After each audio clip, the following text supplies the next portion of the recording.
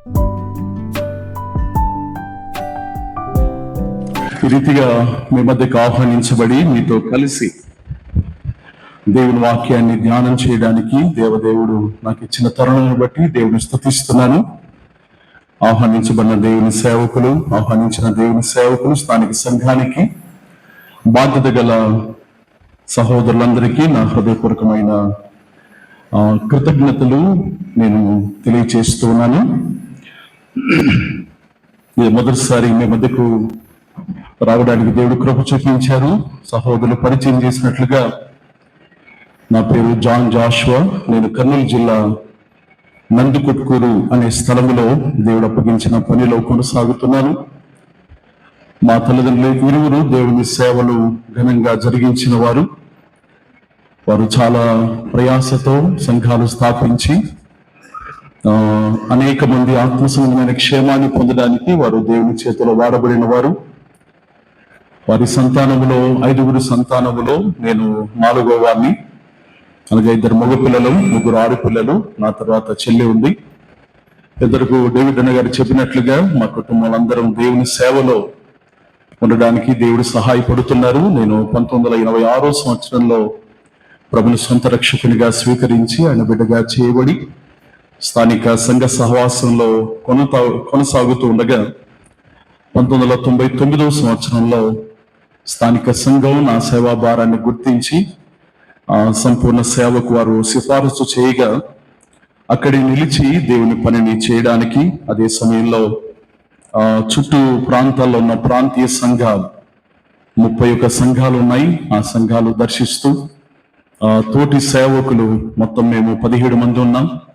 అందరం ఒక టీమ్గా దేవుని పరిచర్యలో కొనసాగడానికి దేవుడు ఈ దీనదాసుల్ని ఉపయోగించుకుంటూ ఉన్నాడు. నాకు వివాహమైంది. నా భార్య సునీత, ఆమె కూడా సేవలో సహకారిగా ఉంది. ఆ తర్వాత నాకు 2 కుమారులు. పెద్ద బాబు జాన్ జోసెఫ్ హడ్సన్, తను MBBS పూర్తి చేసి ప్రస్తుతం PG చేస్తా ఉన్నాడు కర్నూలులోని. ఆ తర్వాత చిన్న బాబు జాన్ డానియల్ జెర్సన్, తను ఆర్కిటెక్ట్గా పనిచేస్తూ ఉన్నాడు నెల్లూరులో ఆఫీసు తను పెట్టుకుని. ఇది మా కుటుంబ సేవా వివరాలు. నేను ప్రస్తుతం ప్రాముఖ్యంగా నందికొట్కూరు స్థానిక సంఘంలోను, ఆ తర్వాత స్థానిక సంఘం ద్వారా నూతనంగా ప్రారంభించమన్న మరి 2 సంఘాల్లో దేవుని పరిచర్య చేయడానికి దేవుడు నాకు కృపను చూపుతూ నడిపిస్తా ఉన్నాడు.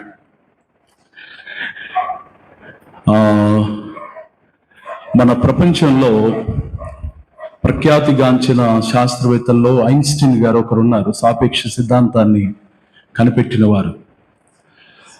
ఆయన సిద్ధాంతాన్ని గురించి ఆయా స్థలాల్లో ప్రసంగించటానికి తరచుగా ఆహ్వానించబడేవాడు.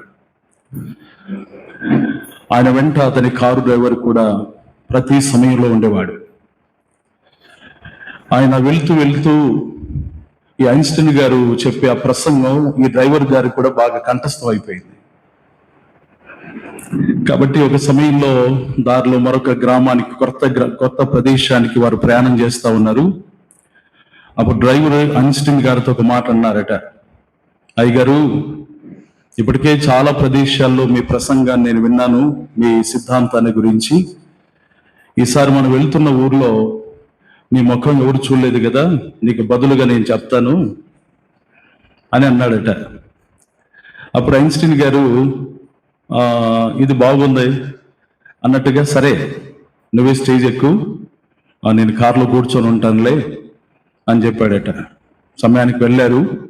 ఇప్పుడు ఐన్స్టీన్ గారు వచ్చి ప్రసంగిస్తారు సాపేక్ష సిద్ధాంతాన్ని గురించి అని చెప్తే, డ్రైవర్ వెళ్ళి ఘంటాపదంగా ఐన్స్టీన్ గారు ఎట్లా చెప్తారో అట్లే చెప్పాడట. చెప్పి ఇక ముగించే సమయంలో ఆడియన్స్లో ఒక అతను లేచి ఒక క్రిటికల్ క్వశ్చన్ వేశాడు. వేసినప్పుడు ఈ డ్రైవర్కి అర్థం కాల, ఏం చెప్పాలి, జవాబు రాదు. కేవలం నేర్చుకున్న ప్రసంగం అతను చెప్పాడు. వెంటనే సమయస్ఫూర్తితో, అంత సింపుల్ క్వశ్చన్ నేను చెప్పాల్సిన అవసరం లేదు, నా కార్ డ్రైవర్ చెప్తాడని కూర్చున్నాడట. కాబట్టి ఈరోజు కూడా నేను చెప్పే విషయాలు మీకు ఏదైనా అర్థం కాకపోయినా, ఇంకా తెలుసుకోవాలన్నా డేవిడ్ గారు ఉన్నారు, కాబట్టి ఓకే, ఈరోజు ఇవ్వబడిన అంశం నిజంగా విశ్వాసులుగా మనమందరం బాగా ఎరగవలసిన సంగతే. నేను చెప్పబోతున్న సంగతులు ఇవేం క్రొత్త సంగతులు కాదు, మన చాలాసార్లు తరచుగా వినేవే. అయితే ఒక ప్రత్యేకమైన రీతిలో ఈ దినాన ఈ సంగతులు వినాలని స్థానిక సంఘముగా బాధ్యత గల వారికి నిర్ణయించారు.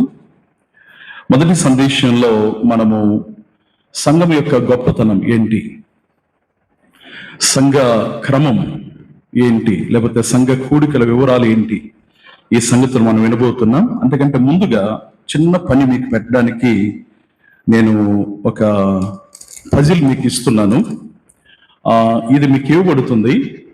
నేను చెప్పిన తర్వాత ఓపెన్ చేయాలి. దీన్ని ముందే దీన్ని ఓపెన్ చేయకూడదు, ఇట్లా చూడడం చేయకూడదు. నేను కొంచెం ఫ్రీగానే ఉంటాను మీతో, మీరు కూడా నాతో ఫ్రీగానే ఉండాలి. ఎందుకంటే మేము పల్లెటూరు బోధకులం కాబట్టి ఫ్రీగానే మాట్లాడతాం. కాబట్టి మీరు కూడా ఫ్రీగా ఉండడానికి ప్రయత్నం చేయండి. ఇది నేను తెరవమన్నప్పుడు తెరవాలి. తెరిచి ఫస్ట్ మీ పేరు రాయండి. క్రింద ఉంటుంది. ఆ తర్వాత మీరు ఏం చేయాలో పైన రాయబడి ఉంటుంది. మీరు నేరుగా ఆ పని మొదలు పెట్టాలి. కాబట్టి సహోదరులు ఎవరైనా అందించండి. నేను 50 కాపీలు తెచ్చాను. తక్కువనే ఉన్నారు ఇక్కడ, దేవునికి స్తోత్రం. ఎవరు తెరవకూడదండి, కొంచెం నమ్మకంగా ఉండండి.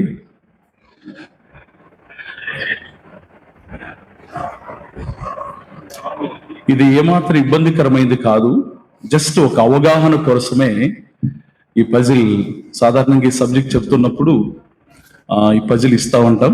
ఒకవేళ మీరు ఇంతకుముందు చూసింది కావచ్చు, చూసిన వారు ఇదేనా అనుకొని నిరాశపడకుండా, కొంతమంది చూడని వారు కూడా ఉంటారు కనుక ఆసక్తి వారిని పూర్తి చేయనివ్వండి. ఎవరు కాపీ కొట్టవద్దు. ఇన్విజిలేటర్స్ ఎవరు లేరు ఇక్కడ, స్క్వాడ్ కూడా ఎవరు రారు. కాబట్టి ఇదే అదనుగా కాపీలు ఏం కొట్టవద్దండి, మీది మీరు చేయండి. ఎవరు చూడకూడదు, దయచేసి అట్లే క్లోజ్ చేయండి. ఓకే, త్వరగా ఎవరైనా తీసుకోవచ్చు. పిల్లలు కూడా ఇవ్వండి. ఓకే, సింపుల్ అంతే. జస్ట్ ఊరికి అవగాహన కోసమేనండి, మరే విధంగా భావించకండి. ఓకేనా? అందరికి అందియా? మీ దగ్గర ఉందా లేదా? Okay okay, right. జస్ట్ మీరు నేను చెప్పినప్పుడు ఓపెన్ చేయండి, మొదట పేరు రాయండి, ఎందుకంటే అది మరలా నేను కలెక్ట్ చేసుకుంటాను. ఎవరైతే కరెక్ట్గా చేస్తారో, కరెక్ట్గా మొదటి సంగతి. రెండవదిగా ఎవరైతే స్పీడ్గా చేస్తారో, మొదట నాకు ఎవరైతే ఇస్తారో, ఇచ్చిన వారిలో కరెక్ట్గా ఎవరైతే రాశారో వారికి సాయంకాలం లోపల డేవిడ్ గారు పర్మిషన్ ఇస్తే ఒక మంచి బహుమతి కూడా ఇద్దాం. ఆ ఖర్చు నేనే పెట్టుకుంటాను. మంచి బహుమతి కూడా ఇద్దాం, సింపుల్ గానే. బహుమతులు రకరకాలుగా ఉంటాయి, అదే సాయంకాలం చెప్తాను నేను. ఓకే, కాబట్టి అందరు రెడీ కదా? అంత రెడీనా? రెడీ అనడంలో ఎవరు రెడీ? Okay, right. 1 2 3 అన్నా. ఇది పెన్స్ ఉన్నాయి లేదండి? పెన్స్ ఉన్నాయి లేదా? Okay, ready. 1 2 3 స్టార్ట్. పేరు రాయండి. వెంటనే అక్కడ చెప్పబడిన విషయాన్ని మీరు కనుక్కోండి. ఒక వ్యక్తి ప్రభుని నమ్ముకున్నాడు. అతడు సంఘం కొరకై ఎతులు ఆడుతా ఉన్నాడు, చర్చి ఏదైనా కనబడితే వెళ్ళాలి అని. కాబట్టి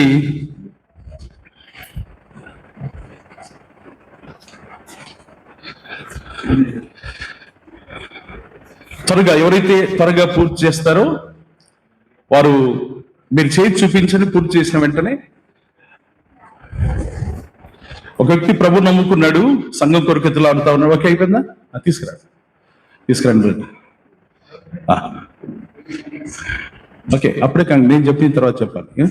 కరెక్ట్ రాశారు లేదనేది ముఖ్యం. ఓకే, నువ్వు తప్పుదారి వెళ్ళావు. ఓకే, రోడ్ క్రాస్ చేసేసారు. ఓకే. దగ్గర పెట్టుకొని ఉండండి, నేను చెప్తాను. ఓకే,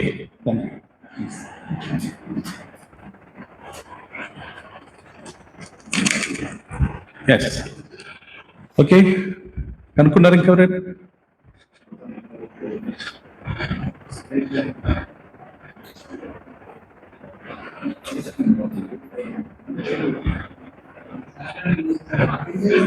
దారులు ఏమి లేవా?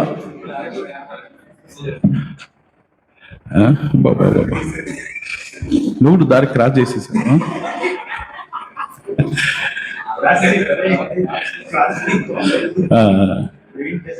అయిపోయిందా? అదేనా? ఓకే, ఇంకా ముగిద్దాంలేండి, సమయం ఎక్కువ దానికి కాకుండా. దారి లేదన్నావే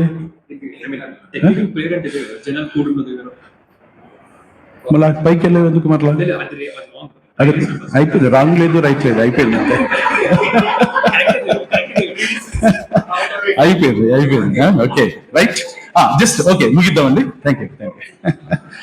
బాగా వాదించేటట్లున్నాడు. ఓకే, జస్ట్ ఏంటంటే జనరల్గా మనకున్న అవగాహన, ఓకే పక్కన పెట్టేసండి దాన్ని, నేను చూపిస్తాను మీకు.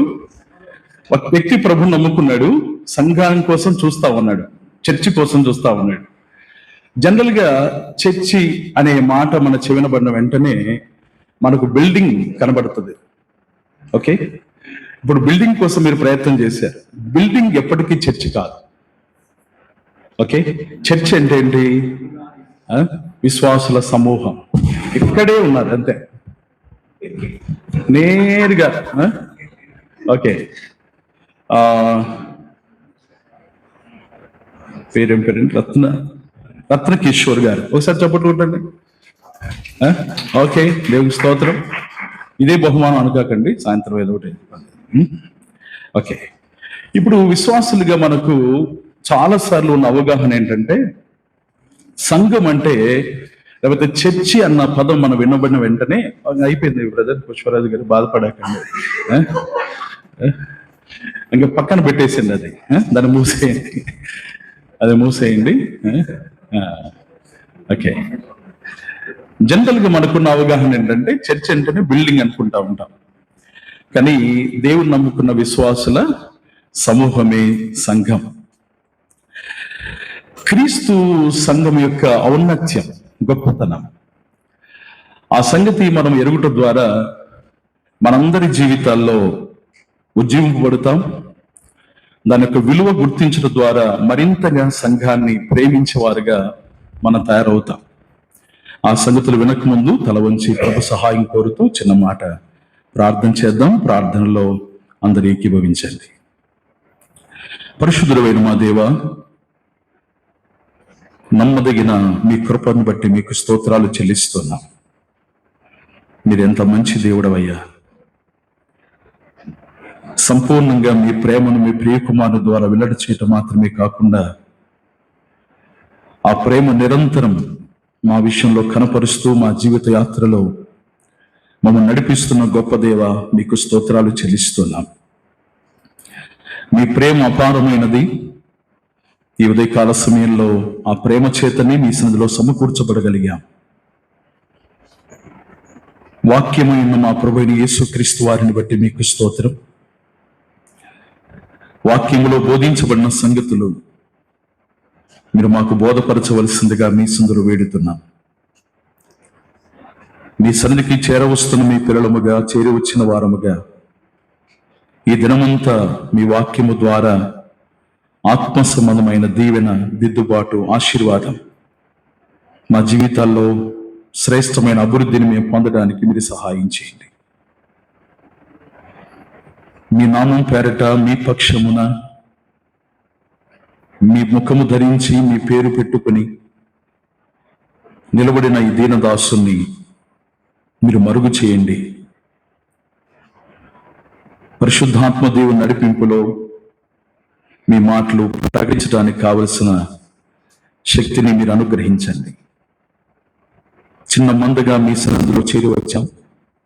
మీ మెల్లని స్వరం మీరు మాకు వినిపింపజేస్తూ ఉండగా వినగల చెవిని, గ్రహించగల హృదయాన్ని కలిగి శ్రద్ధగా మీ మాటలు విని ఆత్మ సంబంధమైన క్షేమాన్ని మేమందరము పొందడానికి మీరే సహాయం చేయవలసిందిగా వేడుతూ సమస్తమైన ఘనత మీకు ఆరోపిస్తూ ప్రభు అయిన క్రీస్తు యేసు నామమున స్తోత్రించి వేడుకొనుచున్నాము తండ్రి, ఆమేన్.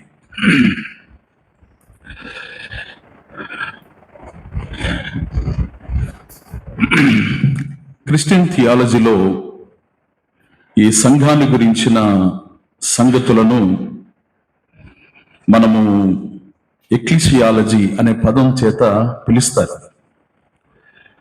ఈ ఎక్లీసియాలజీలో సంఘము, దాని యొక్క పుట్టు పూర్వోత్తరాలు, దాని గురించిన సంగతులు చాలా వివరంగా మనకు బోధించబడతాయి. ఈ దినాన సంఘము, దాని యొక్క వివరాలు, దాని ప్రారంభం, ఆ సంగతులన్నీ మనము లేఖనాలు తెరుచుకొని అందులో ఉన్న సంగతులు మనం వినబోతున్నాం. సాక్షాత్తు సృష్టికర్త అయిన దేవాది దేవుడు తన ప్రణాళికలో భాగంగా సంఘాన్ని తాను ఏర్పాటు చేశాడు. సంఘము అనగా ఆయనందు విశ్వాసం ఉంచిన వారి సమూహం మాత్రమే. ఈ సంఘం యొక్క ఆలోచన, దాని యొక్క ప్రణాళిక అనేది భూమికి దేవుడు పునాది వేయబడక ముందే తన ఆలోచనలది ఉంది. అయితే దాన్ని బయలుపరచడానికి దేవుడు చాలా సమయం తీసుకున్నాడు. ఆదిమ కాలము నుండి మనం ఆలోచన చేస్తూ వస్తే సంఘము, ఆయన యొక్క ప్రణాళిక, దానిలో ఉన్న ప్రాథమిక ఉద్దేశం ఏంటంటే తాను సృజించిన మానవులతో తాను దగ్గరి సంబంధాన్ని కలిగి ఉండడమే. అందుకే ప్రతి చల్లని పూట వాడితో సంభాషించటానికి వారున్న స్థలానికి తానే వచ్చాడు. ఆ తదుపరి నిర్గమాకాండంలో మనం గమనిస్తాం, మోషేతో దేవుడు అంటాడు, నేను నా ప్రజల మధ్య నివసించాలయ్యా. ఇంతకాలం వారు నన్ను దూరం చేశారు, నేను వారికి దూరంగా ఉన్నాను, కానీ వారి మధ్య నివసించాలి అని మోషేతో దేవుడు తన అభిలాషను వ్యక్తం చేసి తన కొరకై ఒక ప్రత్యక్ష గుడారాన్ని ఏర్పాటు చేయాలన్నాడు. ఆ రీతిగా దేవుడు వారి మధ్య నివసించడానికి ఇష్టపడ్డాడు. కానీ ఆ ప్రయత్నం కూడా రాను రాను విఫలమైపోయింది. ఇశ్రాయేలు ప్రజలుగా అబ్రహాముతో దేవుడు తన ప్రజలను ఏర్పాటు చేసుకొని సంఘము అనే దాన్ని ఈ భూమి మీద తాను స్థాపించటానికి ఆదిమ కాలము నుండి దేవుడు తన ప్రణాళికను చేసుకుంటూనే వచ్చాడు. తన మనసులోని సంగతిని దేవుడు మొట్టమొదటిగా ఎవరికి చెప్పాడు? సంఘము, లేకపోతే ఈ భూమి మీద తన రాజ్యము, తన అధికారము సంపూర్ణంగా నెరవేర్చే ఆలోచన దేవుడు మొట్టమొదటిగా ఎవరికి బయలుపరిచాడో తెలుసా? ఆది కాండంలో మనం చూస్తాం. మొట్టమొదటిగా శాపాన్ని పొందిన సర్పముతో దేవుడు చెప్పాడు, స్త్రీ సంతానం నిన్ను తల మీద కొడుతుంది అన్నాడు. అనగా మన ప్రభువైన యేసుక్రీస్తు వారి జన్మాన్ని గురించి, ఆయన ద్వారా భూమి మీద దేవుడు స్థాపించబోయే తన సంఘం, తన రాజ్యం, ఇవన్నీ కూడా క్లుప్తీకరించి దేవుడు పలికిన మాట అది. అనగా దేవుడి ప్రణాళిక మొట్టమొదటిగా ఎవరికి తెలుపబడిందంటే అపవాదికి తెలుపబడింది. ఎందుకు అంటే దేవుడు తన శక్తిని, తన ఉద్దేశాన్ని, తన ప్రణాళికను భూమి మీద తాను నెరవేర్చడానికి ఎవరైతే ఆటంకంగా ఉండబోతున్నారో, ఎవరైతే సమస్యలు సృష్టించబోతున్నారో ఆ వ్యక్తికి దేవుడు చెప్పగలిగాడు. అంటే దేవుని యొక్క ఆలోచన ఏంటంటే, నేను చేయబోయే కార్యం నా శత్రువుకు మొదట తెలవాలి, అందులో నా గొప్పతనం శత్రువు తెలుసుకోవాలి. ఇది దేవుని యొక్క ఆలోచన. అతిగా దేవుడు తన సంకల్పాన్ని తాను చిన్నగా నెరవేర్చుకుంటూ వచ్చాడు. కానీ పాత నిబంధనలో ఎక్కడ మనకు సంఘమును గురించిన ప్రస్తావన, దాని గురించిన ప్రవచనం కనబడదు. నేను భూమి మీద నా సంఘాన్ని స్థాపించబోతున్నా అనే ప్రవచనం ఎక్కడ మనకు కనబడదు నేరుగా. క్రీస్తు పుట్టుక గురించిన ప్రవచనం ఉంది, క్రీస్తు పరిచర్య గురించిన ప్రవచనం ఉంది, యేసు ప్రభు వారి యొక్క బలియాగం ఏ విధంగా కాబోతుందనే ప్రవచనం ఉంది, ఆయన ఏ రీతిగా మరణాన్ని జయించగలడో, ఆయన కుళ్ళు పట్టకుండా ఏ రీతిగా లేయగలడో అనే సంగతి కూడా ప్రవచన రీతిగా రాయబడింది. అంత మాత్రమే కాకుండా దేవుడు తన రాజ్యాన్ని భూమి మీద ఏ రీతిగా స్థాపిస్తాడో, ఆ రాజ్యములో ఉండబోయే గొప్ప స్థితి ఎలాంటిదో, ఈ సంగతులన్నీ దేవుడు పాత నిబంధన గ్రంథంలో తన ప్రవక్తల నోట ఉంచి పలికించాడు. కానీ ఏనాడు కూడా సంఘము అనే ఆ పదాన్ని కానీ ఆ విషయాలు కానీ దేవుడు ఆ ప్రవక్తల నోట తాను ఉంచలా. అట్లని పాత నిబంధనలో సంఘాన్ని గురించిన ప్రస్తావన లేదా అంటే మర్మగర్భమైన ప్రస్తావన మనం చూస్తాం. దేవుడు దాన్ని మర్మంగా ఉంచాడు. అన్యజనులు ఇశ్రాయేలుతో సహపౌరులు కావటం, సంఘము భూమి మీద ఏర్పాటు చేయబడటం, ఇదన్నీ కూడా దేవుడు కొత్త నిబంధన అనగా శిలువ కార్యం తర్వాతనే దేవుడు బయలుపరిచినట్లుగా మనం చూస్తాం. అందులో భాగంగా ఆ పాత నిబంధన గ్రంథంలో మనం గమనిస్తే మొట్టమొదటిగా దానికి కారణాలు మనం గమనించినట్లయితే దేవుడు ఒక క్రమానుసారమైన ప్రత్యక్షత తాను అనుగ్రహిస్తూ వచ్చాడు. ఒక క్రమానుసారమైన ప్రత్యక్షతను దేవుడు అనుగ్రహిస్తూ వచ్చాడు. ఇది అనాది నుండి మర్మముగా ఉంది అని రోమాపత్రిక 16వ అధ్యాయంలో మనం చూస్తాం. రోమాపత్రిక 16వ అధ్యాయం 25వ వచనంలో మనము రెఫరెన్స్ చెప్పినప్పుడంతా తెరిచి చదవడానికి సమయం ఉండదు కనుక వీలైనంత వరకు రాసుకోవడానికి ప్రయత్నం చేయండి. దీనికి సంబంధించిన నోట్స్ కూడా మీకు ఇవ్వబడుతుంది, కానీ చెప్పే విషయాలన్నీ అందులో ఉండవు. అందుకే ముందుగా నేను నోట్స్ ఇవ్వద్దని చెప్పాను సహోదరులకు. ఎందుకంటే నోట్స్ ముందు ఇచ్చామనుకోండి మనం వినడం తక్కువ అవుతుంది, దాని వైపు చూడడమే. ఇది లేదే అందులో, ఇది ఉందిలే కదండి, అది పరిశీలన ఎక్కువ అవుతుంది కనుక నోట్స్ మీకు ఇవ్వాల. ఆ తర్వాత చివరిలో నోట్స్ మీకు ఇస్తారు.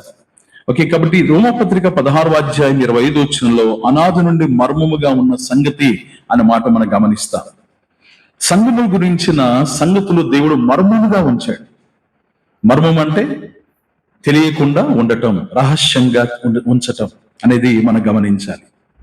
అయితే దాన్ని నిర్ధారించే సంగతులు అనగా పాత నిబంధనలో సంఘం గురించిన వివరాలు ఉన్నాయి అని చెప్పడానికి కొత్త నిబంధనలో ప్రాముఖ్యంగా 2 వచన భాగాలు మనం గమనిస్తాం. ఇంతవరకు మనం చెప్పుకున్న రోమపత్రిక 16:25తో పాటు మరి 2 వచనాలు మనం గమనిస్తే ఎఫెసు పత్రిక 3వ అధ్యాయం, ఎఫెసు పత్రిక 3వ అధ్యాయము 4 నుండి 6 వచనాలు గమనిస్తే, ఇతర కాలములలో మనుషులకి మర్మం తెలియబడలా, అయితే ఆ తర్వాత దేవుడు తన వాగ్దానాన్ని ఆ రీతిగా తెలియజేసినట్లుగా ఆ వచన భాగాల్లో మనం చూస్తాం. ఎఫెసు పత్రిక 3వ అధ్యాయం 4 నుండి 6 వచనాలు. తదుపరి కొలసీలకు రాయబడిన పత్రిక 1వ అధ్యాయం 26వ వచనంలో, కొలసీలకు రాయబడిన పత్రిక 1వ అధ్యాయం 26వ వచనంలో, ఆ మర్మము యుగముల్లోనూ తరముల్లోనూ మరుగైందని గాని ఇప్పుడు పరిశుద్ధులకు అది బయలుపరచబడింది అనే మాటను కొలసీ పత్రిక 1వ అధ్యాయం 26వ వచనంలో మనం చూస్తాం. ఈ రీతిగా పాత నిబంధనలో సంఘాల గురించిన ప్రస్తావన ఉంది అని కొత్త నిబంధనలు ఈ వచనాలు మనకు తెలియజేస్తా ఉన్నాయి. ఇక పాత నిబంధనలో కొంత మనము లోతుగా పరిశీలన చేస్తే మనకు సులువుగా అర్థమయ్యే కొన్ని సంఘటనలు ఉన్నాయి, కొన్ని వచన భాగాలు కూడా ఉన్నాయి. వాటిని కూడా మనం చూద్దాం. అదేంటంటే మొట్టమొదటిగా ఆదికాండ గ్రంథం 12వ అధ్యాయంలో దేవుడు తాను ఏర్పాటు చేసుకున్న అబ్రహాముకు చేసిన వాగ్దానములో ఆ మాటలు మనకు కనబడతాయి. భూలోకములోని సకల వంశములు నీయందు ఆశీర్వదించబడతాయి. ఇది కేవలం ఇశ్రాయేలుకు సంబంధించింది మాత్రమే కాదు ఈ వాగ్దానం కదండి. అబ్రహాముకు దేవుడు వాగ్దానం చేశాడు, నీ ద్వారా సకల వంశములు ఆశీర్వదించబడతాయన్నాడు. అది కేవలం ఇశ్రాయేలుకు సంబంధించింది మాత్రమే కాదు, 12 గోత్రాలకు సంబంధించి మాత్రమే కాదు, అన్ని జనులకు కూడా దానికి సంబంధించిన వాగ్దానముగా మనం చూస్తాం. భూమి మీద ఉన్న సకల వంశములు, అందులో అన్యులు కూడా ఉన్నారు, వారు కూడా వాగ్దానాన్ని స్వతంత్రించుకుంటారని దేవుడు అబ్రహాముతో వాగ్దానం చేసిన సందర్భంలో ఆ వచన భాగాన్ని 12:3లో, ఆదికాండం 12:3లో ఆ మాట మనం చూడగలం. ఆ తర్వాత యెషయా గ్రంథం 49:6లో బూదిగంతముల వరకు రక్షణకు సాధనముగా నువ్వు ఉండబోతున్నావు అని క్రీస్తు ప్రభువును గురించిన ప్రవచనం అక్కడ కనబడతా ఉంది. అన్యజనులకు వెలుగుగా అనే మాట యెషయా గ్రంథం 49వ అధ్యాయం 6వ వచనంలో ఆ మాట మనం చూడగలం.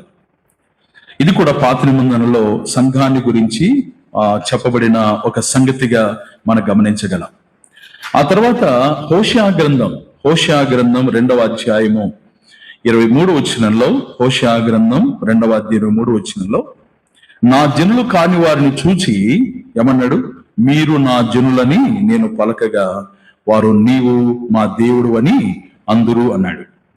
అంటే ఇది కూడా అన్ని జనులు గురించిన ప్రవచనముగా, వారు సంఘంలో వారు దేవుని ప్రజలుగా చేయబడతారు అనే దానికి ఆధారంగా హోషేయ గ్రంథం 2వ అధ్యాయం 3వ వచనంలో కూడా ఆ సంగతిని మనం చూడగలం. ఇదే మాటను అపోస్తలుడైన పౌలు రోమీయులకు రాయబడిన పత్రిక 25లో కూడా దాన్ని అన్వయించినట్లుగా మనం గమనిస్తాం. రోమా పత్రిక 9వ అధ్యాయం 25వ వచనం అన్వయించబడింది. ఆ తదుపరి పాత నిబంధనలో మరొక వచ్చిన భాగం ఏంటంటే ఆమోసు గ్రంథం 9వ అధ్యాయం.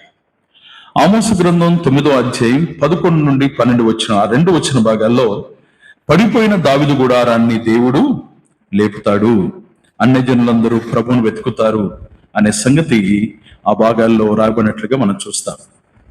ఓకే, ఇది పాత నిబంధనలో సంఘాన్ని గురించి అక్కడక్కడ ప్రస్తావించబడిన వచనాలు. అయితే సంఘాన్ని గురించిన ప్రస్తావన పాత నిబంధనలు ఉంది అని కూడా కొత్త నిబంధనలు కొన్ని వచనాలు మనం చూసాం. పాత నిబంధనలు ఎక్కడ కనబడుతుందో కొన్ని వచనాలు మాత్రం చూసాం.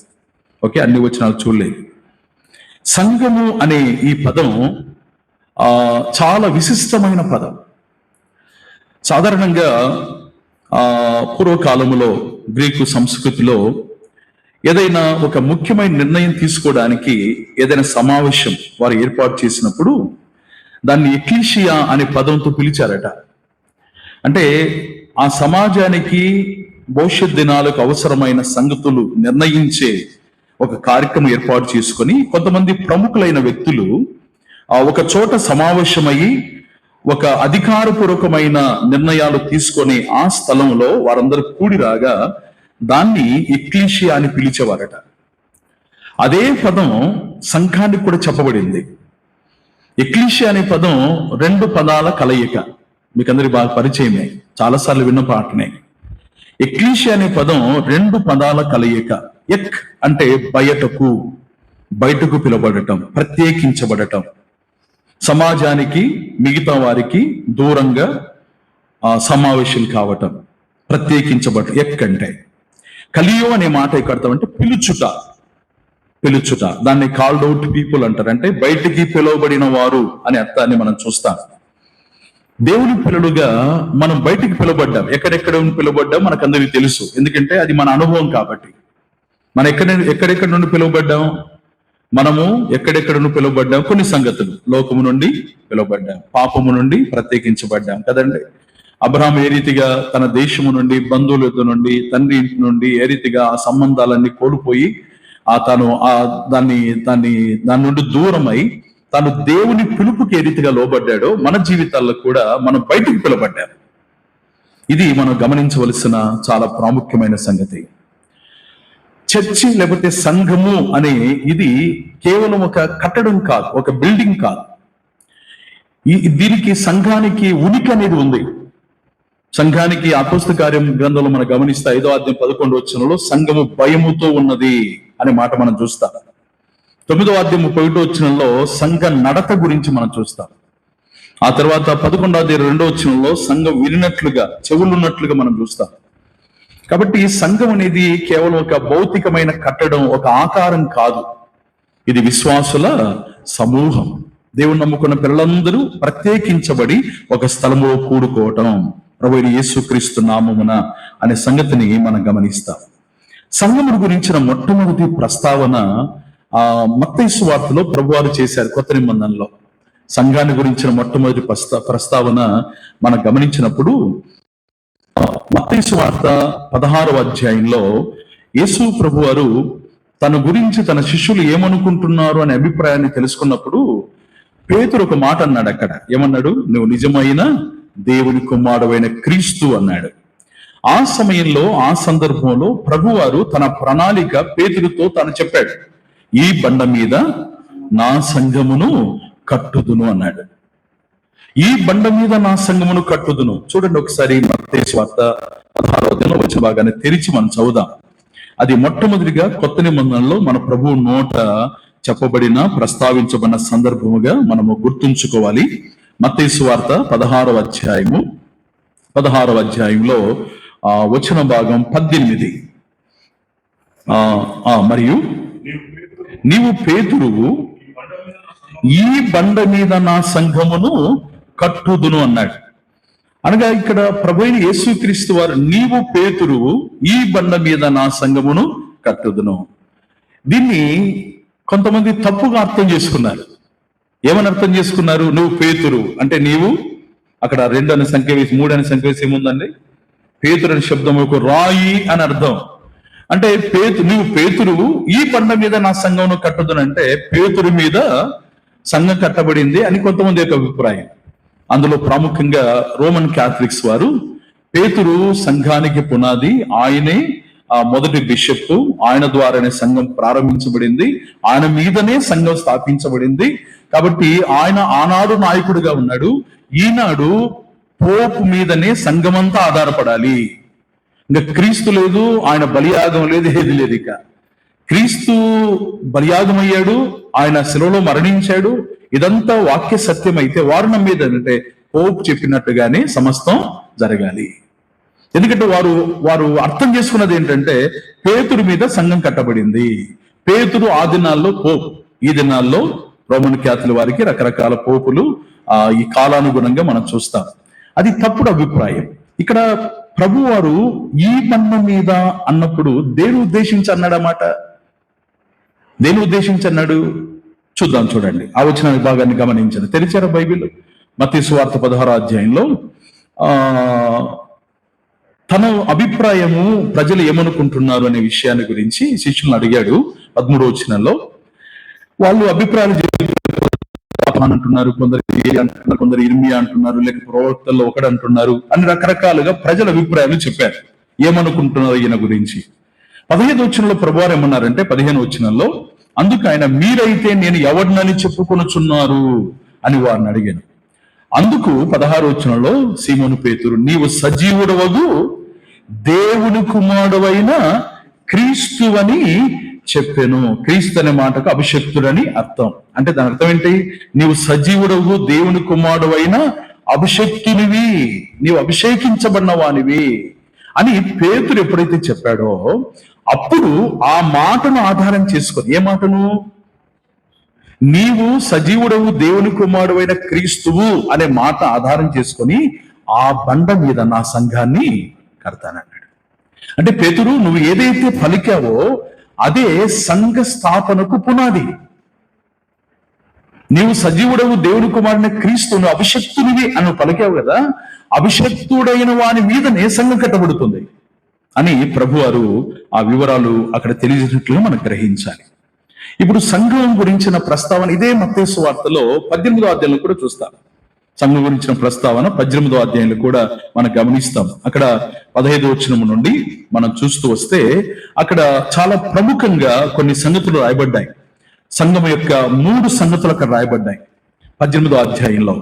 సంఘంలో సమస్యలు వచ్చినప్పుడు ఏం చేయాలి, సంఘం యొక్క ప్రార్థనా విధానం, ఆ తర్వాత సంఘం యొక్క కేంద్రం ఎవరు అనే సంగతులు 15వ వచనం నుండి 20 వరకు మనం చూస్తాం. ఇవన్నీ కూడా సంఘ స్థాపకుడైన యేసు ప్రభు వారి నోట వచ్చిన మాటలు. అనగా సంఘ స్థాపకుడు ఎవరు? మన ప్రభు అయిన యేసుక్రీస్తు వారే. కాబట్టి ఆయన స్వతహాగా తన నోరార సంఘం గురించిన సంగతిని తానే బయలుపరిచాడు.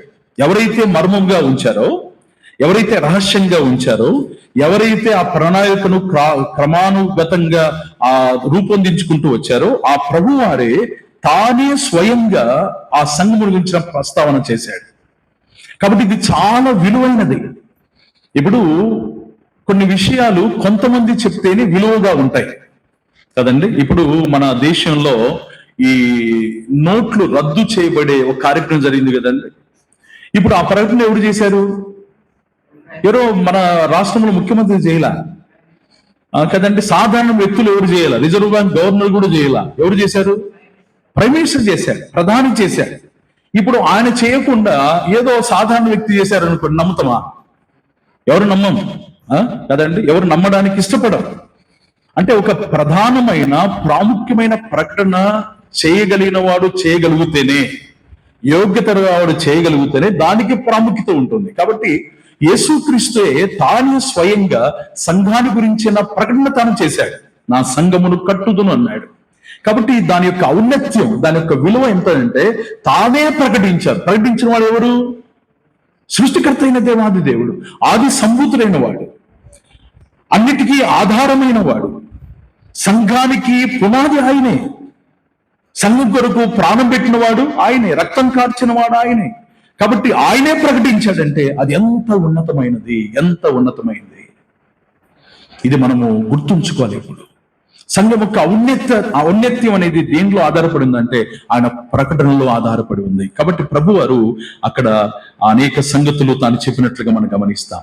ఈ 18వ అధ్యాయం 20వ వచనంలో ప్రాముఖ్యంగా 7 సంగతులు కనబడతాయి. 20వ వచనం ఒకటి చదువుతారా? 18వ అధ్యాయం 20వ వచనం. ఓకే.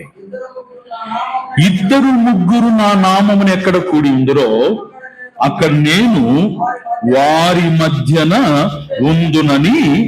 ఉందునని చెప్పాను. ఓకే.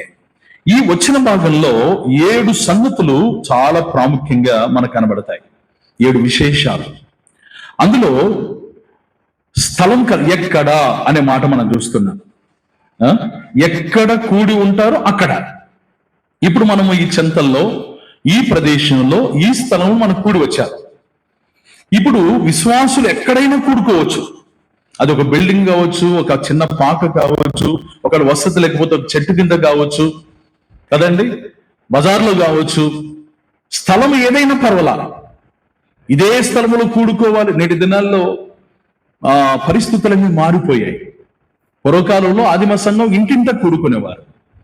రాను రాను చరిత్రలో అనేక స్థలాల్లో చెట్ల కింద కూడుకున్న వారు ఉన్నారు, నదీ తీరమున కూడుకున్న వారు ఉన్నారు, రకరకాల ప్రదేశాలు కూడుకున్న వారు ఉన్నారు. కానీ ఈ దినాల్లో ఏంటంటే మనం అందరం కూడుకోవడానికి ప్రత్యేకంగా ఒక స్థలం ఉండాలి. ఎంత అందంగా నిర్మించుకున్నారు దీన్ని. చూడడానికి చిన్నగా కనపడుతుంది కానీ ఎంత బాగుంది, ముచ్చటగా ఉంది కదండి. లోపలికి వస్తాను, నేను ప్రభుని స్తుతించాను. సింపుల్ గా ఉంది, చాలా బాగుంది, అందరు కూర్చోవాలి. ఇదంతా మనకి ఇప్పుడు వసతి అవసరం, సుఖం అవసరం, సౌఖ్యం అవసరం. మన లోపలికి వస్తానే మొట్టమొదటిగా చూసేదేంటి? లోపలికి వచ్చి కూర్చొనే ముందు ఇక్కడ ఎవరు వాక్యం చెప్తున్నారు, ఎవరు నిలబడ్డారు, లేకపోతే ఏది ఇక్కడ పరిస్థితి ఏంటి అది కాదు. మొత్తం ఏది చూస్తామండి? ఫ్యాన్ చూస్తాం ముందు. ఓకే, ఫ్యాన్ చూసుకొని ఫ్యాన్ ఉన్న చోటనే కూర్చోడానికి ఇష్టపడతాం. ఇవన్నీ మనకు అవసరం ఇప్పుడు.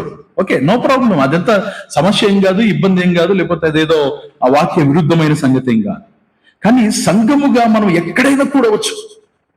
ఇద్దరు ముగ్గురు ఆయన నామమున కూడే అక్కడ ఆయన ఉంటామన్నాడు. కాబట్టి స్థలం అనేది అక్కడ కనబడతా ఉంది. అది విశేషమైన సంగతి. స్థలం అనేది చాలా విశేషం. రెండవదిగా ఇద్దరు ముగ్గురు అనే మాట మనం చూస్తాం. ఇద్దరు ముగ్గురు అంటే ఒక విషయాన్ని ధృవీకరించడానికి, సాక్ష్యముగా ఉండడానికి ఖచ్చితంగా ఎంతమంది ఉండాలి? ఇద్దరు ముగ్గురు ఉండాలి. ఇద్దరు ముగ్గురు సాక్షుల నోట ఒక సంగతి ధృవపరచబడుతుంది. అంటే సంఘముగా మనం చేరొస్తున్నప్పుడు ఇది సాక్ష్యాన్ని చెప్పేదిగా ఉంది. కాబట్టి ఇద్దరు ముగ్గురు అంటే సాక్ష్యం. మూడవదిగా ఆ వచ్చిన భాగంలో మూడవ సంగతి నా నామమున. ఇక వేరే నామం ఏది లేదు, వేరే నామం ఏది లేదు, కేవలం నా నామమున అన్నాడు. ఎవరన్నారు ఈ మాట? ప్రభు అయిన యేసుక్రీస్తు వారు. యేసుక్రీస్తు అనే మాట మన నోట వచ్చినప్పుడు ఖచ్చితంగా ఏముండాలి? ప్రభువు అని ఉండాలి. ఓకే, ప్రభు అయిన యేసుక్రీస్తు. ఎవరు నమ్ముకున్నావు నువ్వు అన్నారు అనుకోండి, ఏమనాలి మనం? యేసు నమ్ముకున్న. ఏ యేసు? భరోసా ఏ యేసు? బైబిల్ గ్రంథం చాలా యేసులు ఉన్నారు. ఈ మధ్య చాలా మంది కూడా యేసన్న, మా సంఘంలో ఇద్దరు యేసన్నలు ఉన్నారు. ఇప్పుడు నేను ప్రభు యేసు నమ్ముకున్నా అంటే ఏ యేసన్న నమ్ముకున్నట్టు? ఒక ఆయన ఏది బట్టల షాప్ ఒక ఆయనకు ఉంది, ఒక ఆయన గౌండ బయలుదేరి ఏ యేసన్న నమ్ముకున్నట్టు. కాబట్టి ప్రభు అయిన యేసు, ప్రభు అయిన యేసు. ప్రతిసారి మన నోట ప్రభు గురించి అంటే యేసు అనే మాట వచ్చినప్పుడు అది మన రక్షణ గురించి మనం మాట్లాడుతున్నామంటే ప్రభు అయిన యేసు అని తప్పకుండా రావాలి. కొంతమంది ప్రార్థన చేస్తూ యేసుక్రీస్తున్నాం ఏంది అంత సులువుగా చెప్పటం? యేసుక్రీస్తున్నామని చేస్తున్నాం కాదు, ప్రభు అయిన యేసుక్రీస్తు. ఎందుకంటే ఆయనకి ఇవ్వవలసిన ఘనత మనం ఇవ్వాలి. ఆయన మన ప్రభు. ఓకే, కాబట్టి ఇప్పుడు ఆయన నామమునే మనం కూడి రావాలి. ఇక వేరే నామం ఏది కాదు. వేరే నామం ఏది కాదు. నడిపించే నాయకులు ఉండవచ్చు, పరిచారకులు ఉండవచ్చు, ఉపదేశకులు ఉండవచ్చు, మనము మన సంఘంలో రకరకాల స్థితిగతులు ఉండేవారు ఉండవచ్చు. కానీ ఎవరి నామాన్ని మనం కూడి రావాలి? కేవలం యేసు నామమున. అక్కడ ఆయన అధికారం చూపిస్తా ఉంది. అది మొదటిగా స్థలాన్ని చూపిస్తా ఉంది, రెండవదిగా సాక్ష్యాన్ని చూపిస్తుంది, మూడవదిగా ఆయన నామమున అంటే అధికారాన్ని చూపిస్తా ఉంది. సంఘము ఆయన అధికారముతో ఉన్నది. ఆయనే సంఘముల అధికారి. ఆయన చెప్పినట్టుగానే సమస్తం జరగాలి. ఇక ఎవరు చెప్పినట్టు కాదు. ఎవడు ఇక్కడ నిలబడి దేవుని సేవకుడు ఒక మాట చెప్తున్నాడంటే ఎవరు చెప్పిందై ఉండాలి? ప్రభువారు చెప్పిందై ఉండాలి. ప్రభువారు చెప్పింది కాకుండా ఏది సంఘంలో జరగడానికి వీలు లేదు. ప్రభువారు చెప్పింది గ్రంథంలో ఏదైతే రాయబడి ఉందో, నేటి దినాల్లో చాలా మంది ఏమంటున్నారంటే ప్రభు మాకు బయలుపరిచాడు, ప్రభు మాకు బయలుపరిచాడు, ప్రభు మాకు బయలుపరిచాడు. ఎక్కడి నుంచి బయలుపరిచాడు? బయలుపరిచాడంటే అది వాక్యములో ఉన్నది బయలుపరచాలి అంతే. కానీ వాక్యములు లేని కూడా బయలుపరుస్తా ఉన్నాడు. ఉదాహరణకు ఆదివారమున మనం రొట్టె విరచడానికి చేయి రావాలి. రొట్టె ఎప్పుడు విరవాలి? ఆదివారం. ఇది ఎవరు బయలుపరిచాడు? ప్రభువైన యేసుక్రీస్తు ద్వారా బయలుపరిచాడు. తన అపోస్తులకు చెప్పాడు. అపోస్తులు ఆ సంగతులు మన పత్రికల్లో రాశారు. ఇప్పుడు రొట్టె విరిచే కార్యక్రమం ఎప్పుడంటే అప్పుడు చేస్తున్నారు.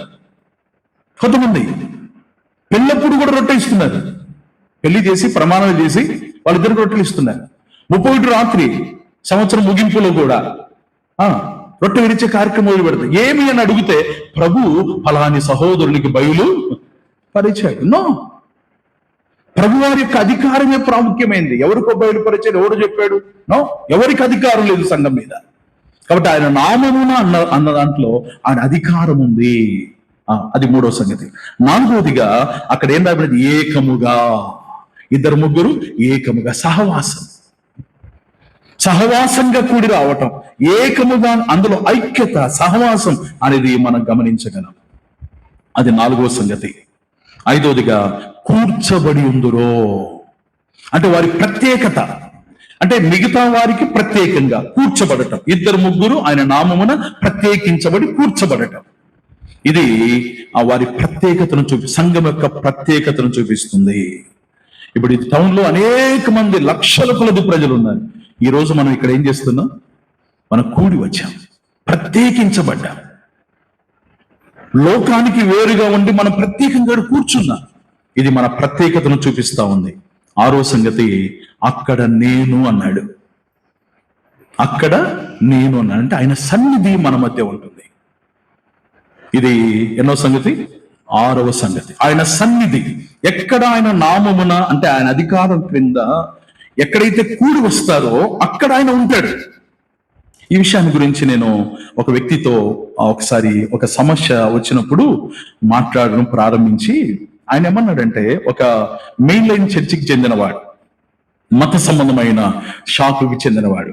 నేనేమన్నానంటే, ఇప్పుడు సంఘము అంటే ప్రత్యేకించబడాలి లోకానికి, మూర్ఖులకి తరవారికి వేరై రక్షణ పొందని ప్రభు చెప్పాడు.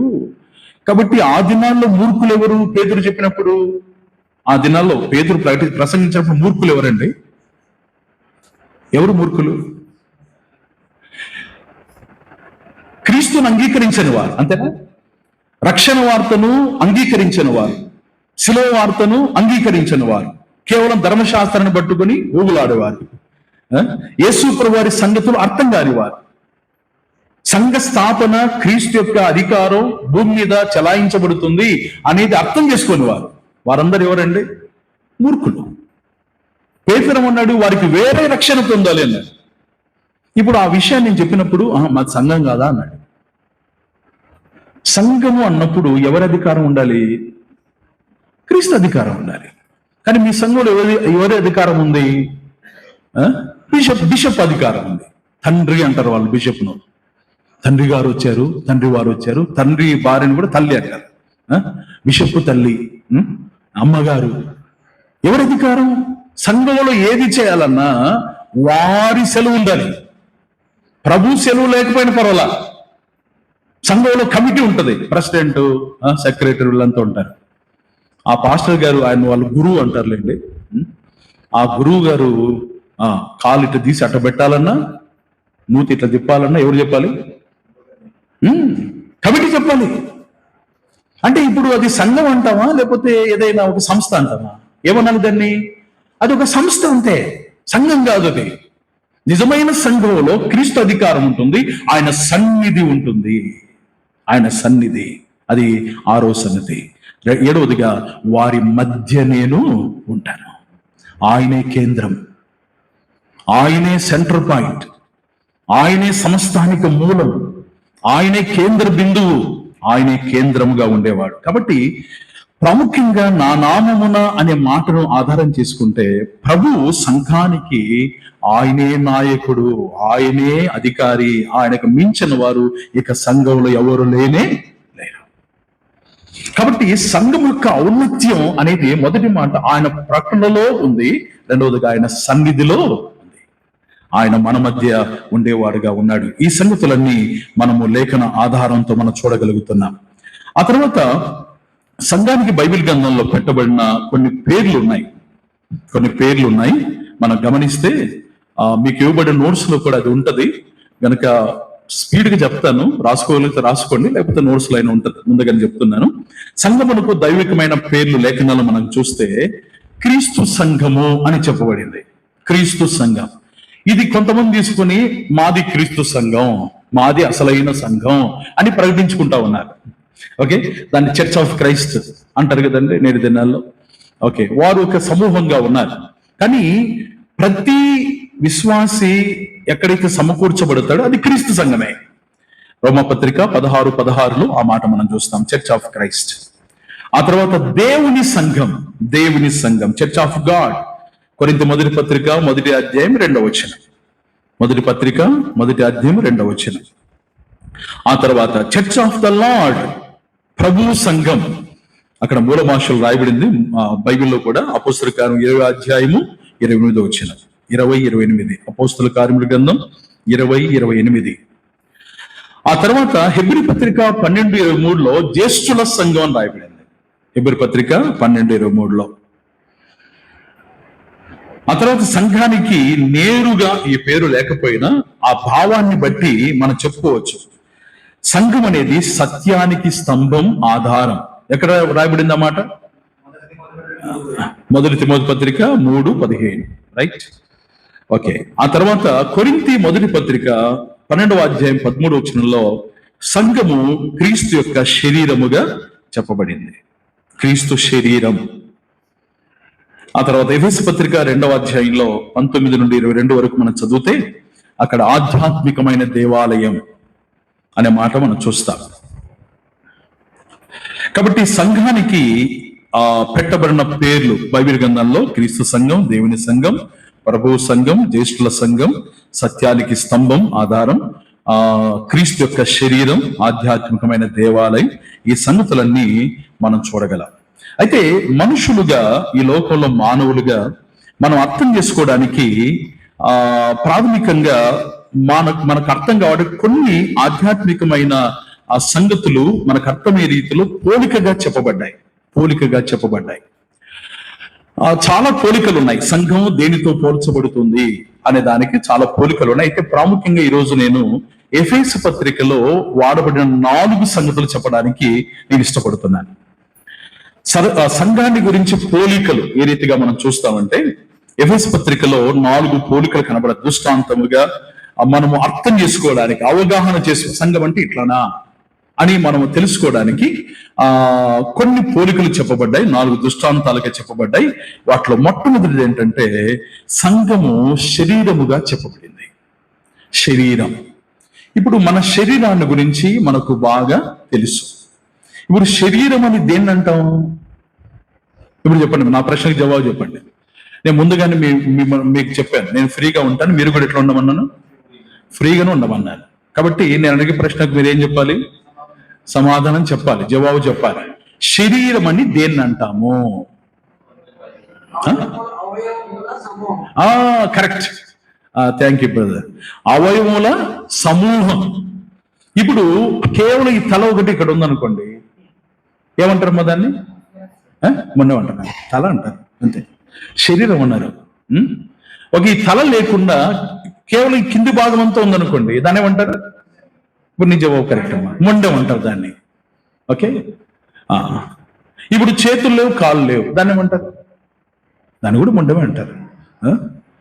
అంటే శరీరము అని మనం ఒక రూపాన్ని చెప్పాలంటే శరీరానికి ఉండవలసిన అవయవాలన్నీ ఉండాలి, అంతేనా? ఇప్పుడు సంఘం అనేది దేనికి పోల్చబడిందంటే శరీరముతో పోల్చబడింది. ఇప్పుడు సంఘముగా మనమందరం ఇక్కడ చేరి వచ్చాం.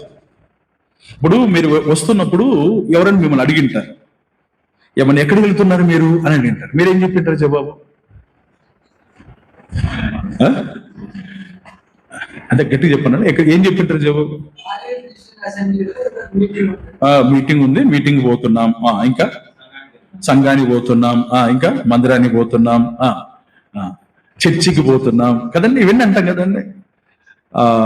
ఆయన పేరు నికోల్సన్ అని అమెరికాలో ఉన్నాడు ఒక ఆయన, జేబీ నికోల్సన్ అని. ఆయన కాదు, తర్వాత ఈయన విలియం మ్యాక్డోనాల్డ్ గారని ఒక ఆయన ఉన్నారు. ఆయన దారిలో ఆయన వస్తున్నప్పుడు ఎవరు అడిగారట, ఎక్కడికి వెళుతున్నారు మీరు అని. సంఘముగా వెళుతున్నారని చెప్పాడట ఆయన. సంఘముగా వెళుతున్నాను అంటే దేవుని పిల్లలు సమూహంగా చేరి రావటం, సంఘముగా. ఇప్పుడు మన సంఘంలో భాగం కదండి. శరీరం అంటే శరీరంలో అవయవాలు ఏ రీతిగా ఉన్నాయో మనమందరం కూడా ఒక్కొక్కరు ఒక అవయవం, అంతే. ఇప్పుడు ఈ అవయవాలు, దీని గురించి తర్వాత మనం చూస్తాం నెక్స్ట్ క్లాస్ లో. మనము సంఘంలో విశ్వాస యొక్క బాధ్యతలు ఏంటి అనే సంగతులు, దాని వివరాలు మనము క్షుణ్ణంగా చూస్తాం. కొరింథీ పత్రికలో, ఎఫెసు పత్రికలో సంఘమునకు శిరస్సు ఆయనే అని రాయబడింది. కాబట్టి సంఘాన్ని మనం అర్థం చేసుకోవడానికి, సంఘాన్ని మన మనసులో మనము రూపొందించుకోవడానికి, మనం అర్థం చేసుకొని మన జీవితాన్ని కొనసాగించడానికి పౌలు వాడిన ఒక సూచన లేకపోతే దృష్టాంతం ఏంటంటే శరీరముతో పోల్చాడు. కాబట్టి సంఘం శరీరం, ఇది గుర్తుపెట్టుకోవాలి. రెండవదిగా, దాని గురించి ఎక్కువ నేను వివరించను కానీ, రెండవదిగా నాకు ఇవ్వబడిన సమయం అయిపోతుంది. రెండవదిగా ఏంటంటే సంఘాన్ని గురించి మనము ఎఫెసు పత్రికలో మనం గమనిస్తే సంఘము వధువు వరుడు, పెళ్లి కుమారుడు పెళ్లి కుమార్తె, దానితో పోల్చబడింది. లేకపోతే భార్య భర్త అనే సంబంధంతో పోల్చబడింది. ఎఫెసు పత్రిక 5వ అధ్యాయంలో మనం 23 వచనం నుండి 27 వరకు మనం చూస్తాం. ఎందుకు కుటుంబముతో పోల్చబడింది, లేకపోతే భార్యాభర్తల దాంపత్యముతో పోల్చబడింది అంటే మనుషులుగా మనం అర్థం చేసుకోవడానికే. ఇప్పుడు భార్యాభర్తల గురించి వివాహమైన వారందరికీ తెలుసు, వివాహం కాని వారికి కూడా ఇంకా బాగా తెలుసు కదండి. కరెక్ట్ చెప్పాను నేను? ఓకే, కాబట్టి ఇది మనకు బాగా అవగాహనకున్నది. కాబట్టి సంఘాన్ని గురించి మనం అర్థం చేసుకోవడానికి పౌలు దేని వాడాడంటే భార్యాభర్తల మధ్య ఎలాంటి ప్రేమానుబంధాలు ఉంటాయో సంఘముకు క్రీస్తు కట్ట బంధం ఉంటుంది. అక్కడ 3 సంగతులు మనం చూస్తాం. అంటే భార్యాభర్తల మధ్య ప్రేమ ఏ రీతిగా ఉంటుందో ఆ విధంగా సంఘానికి క్రీస్తుకు మధ్య ప్రేమ ఉంటుంది అని మనం అర్థం చేసుకోవడానికి సంఘాన్ని భార్యాభర్తలకు సూచనగా సంఘం ఈ రీతిగా పోలికగా ఉంది అని చెప్పడానికి పౌలు తాను ఇష్టపడ్డాడు. కాబట్టి మొదట అందులో కనబడేది నిస్వార్థమైన ప్రేమ. నేటి దినాల్లో భార్యాభర్తల మధ్య ఏమి తక్కువైపోయింది? ఏం తక్కువ? సాధారణంగా నేను వివాహాల్లో సందేశం అందిస్తున్నప్పుడు ఒక ఉదాహరణ చెప్తా ఉంటాను. కొత్తగా పెళ్ళిందట, సాయంకాలం బంధువులందరూ ఊర్లోకి వెళ్ళిపోయారు, పెద్ద టౌన్ అది. భర్త ఏమన్నాడంటే ఈవినింగ్ వాక్ వెళ్దామని కొత్తగా పెళ్ళైన భార్య అన్నాడట. ఇంకా భార్య ఊరుకుంటుందా, వెళ్దామని ఇద్దరు కలిసి వెళ్ళారట.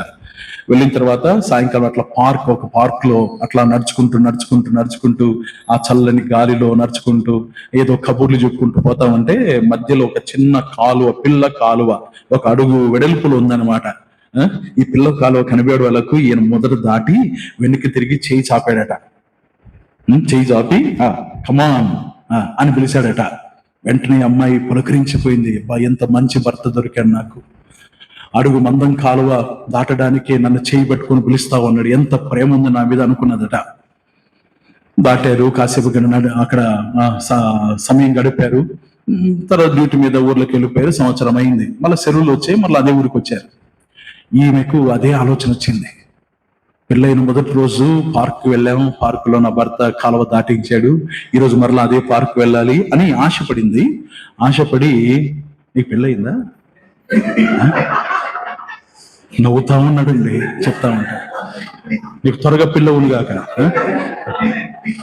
Okay, right. అడిగింది భర్తను, మళ్ళీ ఈవినింగ్ అట్లా వెళదామంటే, ఎందుకు ఇప్పుడు అన్నాడు ఆయన జనరల్ గా. లేదండి వెళ్దాంలేండి, ఖాళీగా ఉన్నాం కదా, సెలవు కదా అంటే సరే వెళ్దామని వెళ్ళారు. వెళ్ళి ఇంకా దారులు నడుచుకుంటూ, పార్కులు నడుచుకుంటూ వెళ్తా ఉంటే తాను ఏదైతే ఆశించిందో ఆ కాలువ కనపడింది. భర్త దాటాడు, ఈమె యువతలు ఉండిపోయింది. దీనికోసం చేయి చాపుతాడు, నన్ను పిలుస్తాడు, నా చేయి పట్టుకొని లాగుతాడు, నేను దాటాలి. ఇప్పుడు సంవత్సరానికంతా ఆ కాలువ 2 అడుగులు వెళ్ళిపోయింది. ఆయన దాటాడు, అడుగులు వేసుకుంటూ పోతా ఉన్నాడు. ఈమె ఏమండి అనింది. దాటు అన్నాడట. అంటే ప్రేమ ఏమైపోయింది? నేటి దినాల్లో కుటుంబ జీవితాల్లో ప్రేమ లేదు. ఆ మోజు కదండి, మోజు తీరిపోయేంత వరకే. కానీ దేవుడు చెప్పింది ఏంటంటే, సంఘం క్రీస్తు ఆ అనుబంధంలో ఉండాలి, ప్రేమ కలిగి ఉండాలి, నిస్వార్థమైన ప్రేమను కలిగిన వారుగా ఉండాలి. అదే వచనాల్లో ఎందుకు ఆ విషయాన్ని ప్రస్తావించాడంటే, పరిశుద్ధతగా ఉండటం, పవిత్రంగా ఉండటం. బంధం అనేది, భార్యాభర్తల బంధం అనేది అది పవిత్రమైనది. అందులో ఎలాంటి పాపము లేదు, అందులో ఎలాంటి కలంకం లేదు. భార్యాభర్తల మధ్య ఉన్న పవిత్రమైన బంధం క్రీస్తుకు సంఘానికున్న బంధం. క్రీస్తు దాని కొరకే తన్ను తాను అప్పగించుకున్నాడట. మనలో ఏ ముడత గాని, కలంకం గాని, మచ్చ గాని ఉండకుండా మనం పరిశుద్ధమైన వారముగా, కలంకం లేని వారముగా, మహిమగల సంఘముగా ఉండడానికి తన్ను తాను అప్పగించుకున్నాడు. కాబట్టి భార్య భర్తల మధ్య ఉండే సంబంధం అది పవిత్రమైన సంబంధం. అది కేవలం భార్య భర్తల మధ్య ఉన్న సంబంధం మాత్రం పవిత్రమైంది. వీరి మధ్య కాకుండా 3వ వ్యక్తితో సంబంధం అంటే అది అపవిత్రమైన సంబంధం. కానీ క్రీస్తుకు సంఘానికి ఉన్న ఆ సంబంధాన్ని మనం అర్థం చేసుకోవడానికి అక్కడ భార్య భర్తల సంబంధాల గురించి పౌలు ప్రస్తావించాడు. 3వదిగా మహిమగల సంఘం అనే మాటను అక్కడ పౌలు ఉపయోగించినట్లుగా మనం చూస్తాం. అంటే అది గ్లోరియస్ చర్చ్ అనగా కుటుంబ బంధం అనేది అది చాలా ఉన్నతమైన బంధం. దానికి సాటి అయిన బంధం లోకములకి ఏ బంధం లేదు. ఈ మాట మీరు గుర్తుంచుకోవాలి. తల్లిదండ్రులతో ఉన్న బంధం కంటే, పిల్లలతో ఉన్న బంధం కంటే, బంధుమిత్రులతో ఉన్న బంధం కంటే ఏ బంధం ముఖ్యమైందండి? భార్యాభర్తల మధ్య ఉన్న బంధం ముఖ్యమైనది. వివాహమైన తర్వాత వారి బంధం ప్రపంచంలో అన్ని బంధాల కంటే మించిన బంధం. ఈ భూమి మీద సంఘము క్రీస్తు ఉన్న బంధం కూడా అలాంటి బంధమే. నేటి దినాల్లో కుటుంబ బంధానికి విలువ ఇవ్వటంలా. భర్తకు ఇవ్వాల్సిన విలువ, భార్యకు ఇవ్వాల్సిన విలువ, మర్యాద కుటుంబాల్లో లేదు. నేటి దినాల్లో చాలా తగ్గిపోయింది. భార్యాభర్తల మధ్య ఉన్న బంధమే చాలా విలువైందండి. ఇది ఎప్పుడు మనం గుర్తుపెట్టుకోవాలి. దీనికి మించింది ఏది లేదు, ఏది లేదు. వివాహమైందా? తల్లిదండ్రులు ఏం చేయమన్నాడు? దేవుడు ఏం చేయమన్నాడు? విడిచిపెట్టి భార్యను హత్తుకోవాలి. తల్లిదండ్రులు విడిచిపెట్టడం ఏంటి? చాలా మంది ఇంకా పూర్తిగా లెక్క జమ లేకుండా అది కాదు. అంతవరకు వారితో ఉన్న బంధం ఏదైతే ఉందో, ఆ అఫెక్షన్ ఏదైతే ఉందో, ఆ అనుబంధం ఏదైతే ఉందో, ప్రిఫరెన్స్ ఎవరికి ఇవ్వాలి? భార్య భర్తకి ఇవ్వాలి, భర్త భార్యకి. అది అక్కడ చెప్పబడింది. విడిచిపెట్టడం అంటే పూర్తిగా తెగదంపులు చేసుకొని మీకు నాకు సంబంధం లేదు, మీ బతుకు మీరు బతకండి, నా బతుకు నేను బతుకుతాను అనడానికి కాదు. కానీ నేటి దినాల్లో పురుషులు ఆ బంధాన్ని వదిలిపెట్టుకోవడానికి ఇష్టపడుతున్నా కానీ స్త్రీలు మాత్రమే ఇష్టపడటంలా కదండి. స్త్రీలు ఇష్టపడటంలా. అదే బంధం ఇంట్లో ఏ కూర చేయాలో ఎవరు చెప్పాలి? పుట్టింటి కానించి తల్లి చెప్పాలి. భర్తను అడగదు, ఏమండి ఈరోజు ఏం చేసుకుందాం, మీకు ఏదో ఇష్టమో చెప్పండి అనదు. మమ్మీ ఈరోజు ఏం చేయమంటావు అని ఫోన్లో అడుగుతూ ఉంటుంది. ఆమె చెప్పినట్టు ఇటు చేస్తుంది. చిన్న సమస్య వచ్చినా వెంటనే పుట్టింటికి ఫోన్ చేయటం. బంధం ఏమైంది? ఈ బంధం కంటే ఆ బంధం ఇంకెక్కువైంది. అందుకే కుమారి నీ తండ్రి ఇంటిని మరువుము. మరువు అంటే అర్థం ఏంటి? పూర్తి మాట్లాడకుండా ఇంటికి పోకుండా ఉండమని కాదు. ఎవరికి ప్రాముఖ్యత ఇవ్వాలి? భర్తకు ప్రాముఖ్యత ఇవ్వాలి. భర్త ఎవరికి ప్రాముఖ్యత ఇవ్వాలి? భార్యకు ప్రాముఖ్యత. వాళ్ళిద్దరి బంధం విలువైన బంధం అండి. జీవిత కాలం అంతా కొనసాగు. ఆ బంధంలో ఉన్న మాధుర్యత, ఆ బంధంలో ఉన్న సంతోషం, ఆ బంధంలో ఉన్న ఏమంటారంటే ఆ రుచి ఇక లోకంలో ఏ బంధంలో కనపడదు. అనుభవించే వారికి అర్థమవుతుంది. అది అనుభవపూర్వకంగా చెప్తున్నా నేను. ఆ బంధం ఎట్లాంటి అంటే అంత శ్రేష్టమైందండి. అందులో ఉన్న అనురాగం, అందులో ఉన్న ప్రేమ, అందులో ఉన్న సంతోషం ఎక్కడ దొరకదు.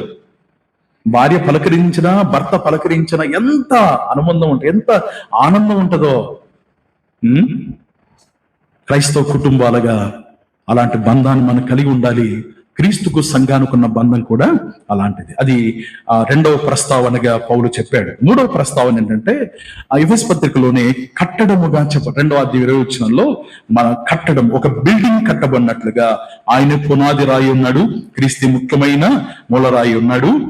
ఎందుకు మనము కట్టబడుతున్నాము అంటే ఒక 3 సంగతులు నేను చెప్పడానికి ఇష్టపడి త్వరగా రాసుకోండి.